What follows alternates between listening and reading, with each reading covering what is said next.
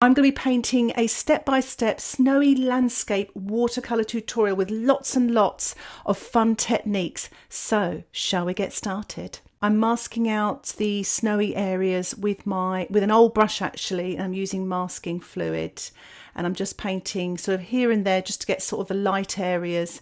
If you're using a brush, make sure you dip it into some liquid soap to protect the brush and let the masking fluid dry naturally. Once the masking fluid has dried, I'm wetting the sort of sky area in the background with a large flat brush.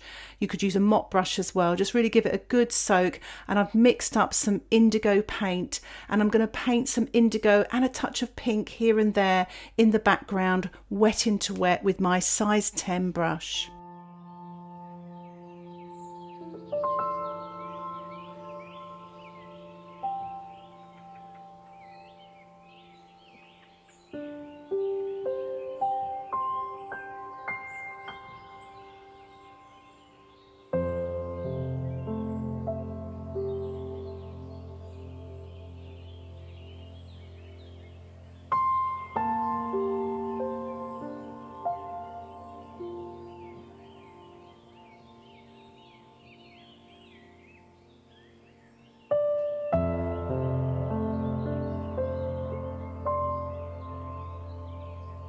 I was using my size 2 brush and painting creamy paint in the background there for distant trees, damp into wet. And I'm just wetting this path here and I'm going to paint a little bit of indigo with a touch of the pink, wet in wet. If you'd like to watch longer tutorials with lots more voiceovers and get access to drawing templates, why not think about joining my Patreon membership? Just click the link in the top right hand corner of this video and it'll give you some more details. And don't hesitate to drop me a line in the comments section if you have any questions. Right, back to the painting. I'm painting marks mainly in the foreground path here, damp into damp. I'm using a size 6 brush with a mixture of that indigo and a little bit of the Quinacridone Magenta, and I'm just putting a little bit of details behind the trees as well, just building up light to dark.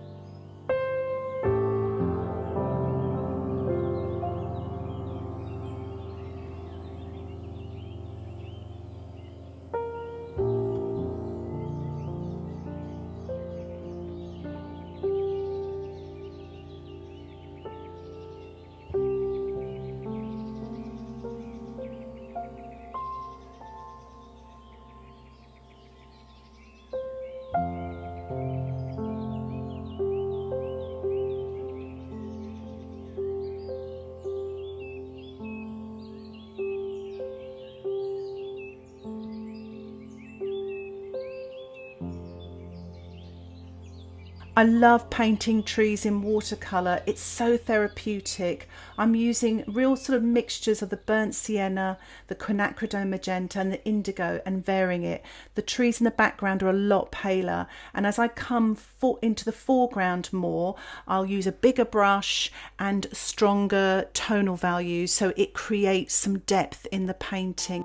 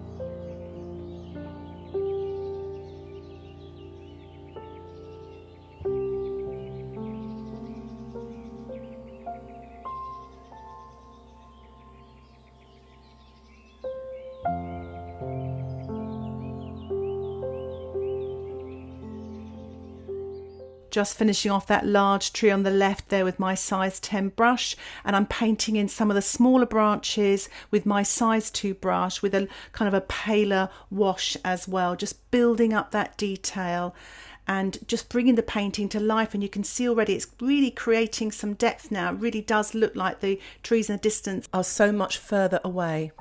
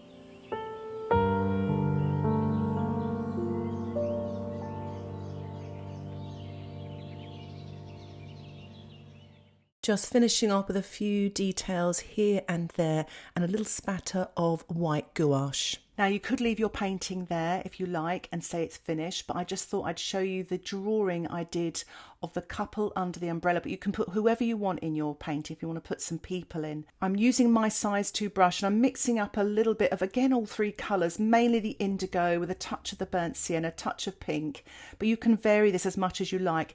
Just have it sort of dark tonally, a little bit like the foreground trees, and I'm painting it wet on dry, the umbrella first, and just work my way down and keep it as simple as possible. Don't give too much details because they are in the distance, but this can be so effective. If you are a little bit anxious about this, do practice it first. I get my students to practice painting little people in quotes all of the time before you actually put them in a painting, because it will actually give you a little bit more courage. I'm painting a sort of a red, pinky red coat here. I'm using the magenta just to kind of give a pop of colour, and I'm just painting teeny tiny little heads. Really make the heads smaller. No matter what you are tempted to do, make them tiny. You can always make them bigger, but if you do a very large football-sized head, it's very difficult to make it smaller again. And I put a little bit of cast shadow just underneath, going to the left. So here's my painting. I've removed the framing tape and I'm really pleased with it. If you have any comments or questions, please put them in the comments section below. And if you'd like to support the content that I create here on YouTube, why not think about joining my Patreon membership? You will get access to my weekly exclusive tutorials, extended tutorials, and downloadable outline sketches. Patreon membership details can be found directly below this video. Just click www.patreon.com/Karen Rice Art. Thank you so much for watching this video. Happy painting. Bye for now.